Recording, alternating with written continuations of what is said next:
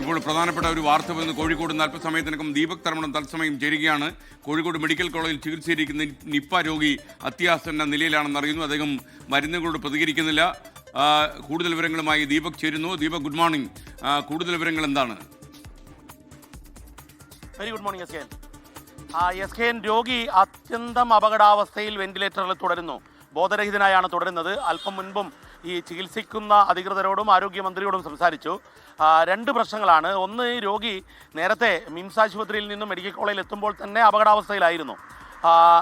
ഈ രോഗിയുടെ ഒരു പ്രധാനപ്പെട്ട പ്രശ്നം, രോഗിയുടെ ബോഡി വളരെ വീക്കാണ്.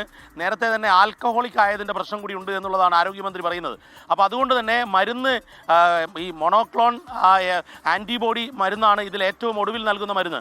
ആ മരുന്ന് കഴിഞ്ഞ ദിവസം നൽകി കഴിഞ്ഞു. പക്ഷേ എന്നാൽ ആ മരുന്നിനോട് പോലും ഈ നിപ്പ രോഗിയുടെ ശരീരം പ്രതികരിച്ചു തുടങ്ങിയിട്ടില്ല എന്നുള്ളതാണ്. അതുകൊണ്ട് തന്നെ അപകടാവസ്ഥയിൽ വെന്റിലേറ്ററിൽ ഗുരുതരമായി തുടരുന്നു എന്ന് വേണം എസ് കെ എൻ പറയാൻ.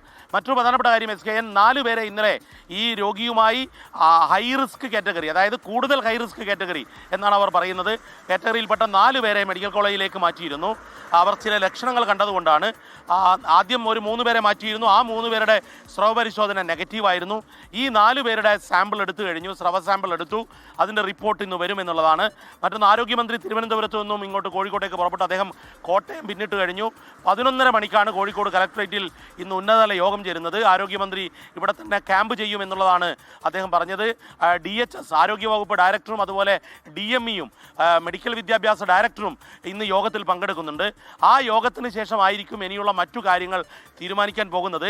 ഏതായാലും ഒരു വലിയ ഒരു ഔട്ട് ബ്രേക്ക് ഉണ്ടായിട്ടില്ല എന്നുള്ളതാണ് പ്രതീക്ഷിക്കുന്നത്. കണ്ടെയ്ൻമെൻറ്റ് സോൺ വേണം എന്ന് സ്ഥലം MLA മുഹമ്മദ് റിയാസ് ആവശ്യപ്പെട്ടിട്ടുണ്ട്. ആ കാര്യത്തിൽ എന്തു വേണം തീരുമാനമെന്ന് എടുക്കും. കാരണം ഇപ്പോൾ നിലവിൽ സമ്പർക്ക പട്ടികയിൽ 100 പേരുണ്ട്. അതിൽ 13 പേർ ഇന്നലെ പുതുതായി ചേർക്കപ്പെട്ടവരാണ്. അതുകൊണ്ട് തന്നെ സമ്പർക്ക പട്ടിക നീളുന്ന സാഹചര്യത്തിൽ എന്ത് സ്ട്രാറ്റജിയാണ് ഇനി അങ്ങോട്ടേക്ക് അവലംബിക്കേണ്ടത് എന്നുള്ള കാര്യം ഇന്നത്തെ ഉന്നതതല യോഗത്തിലായിരിക്കും തീരുമാനിക്കുക. ഏതായാലും ഏറ്റവും ദുഃഖകരമായ കാര്യം, ഈ രോഗി മരുന്നിനോട് പ്രതികരിക്കുന്നില്ല എന്നുള്ളതും അപകടാവസ്ഥയിൽ വെന്റിലേറ്ററിൽ തുടരുന്നു എന്നുള്ളതാണ്. ആശ്വാസകരമായ കാര്യം, ഇതുവരെ നടത്തിയ സാമ്പിൾ പരിശോധനയിൽ പോസിറ്റീവായിട്ടൊന്നും വന്നില്ല, എല്ലാവരും നെഗറ്റീവാണ് എന്നുള്ളതാണ്.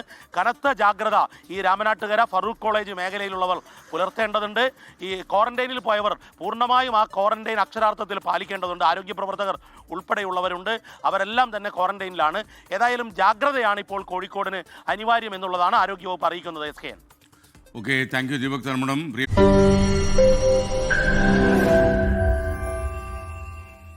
ലോകത്തെവിടെയായാലും ഏത് സമയത്തും 24 വാർത്തകളും ഓഗ്മെന്റഡ് റിയാലിറ്റി പാക്കേജുകളും എക്സ്പ്ലെയിനറുകളും വിശദമായി കാണാൻ ഞങ്ങളുടെ യൂട്യൂബ് ചാനൽ നിങ്ങൾക്ക് സബ്സ്ക്രൈബ് ചെയ്യാം.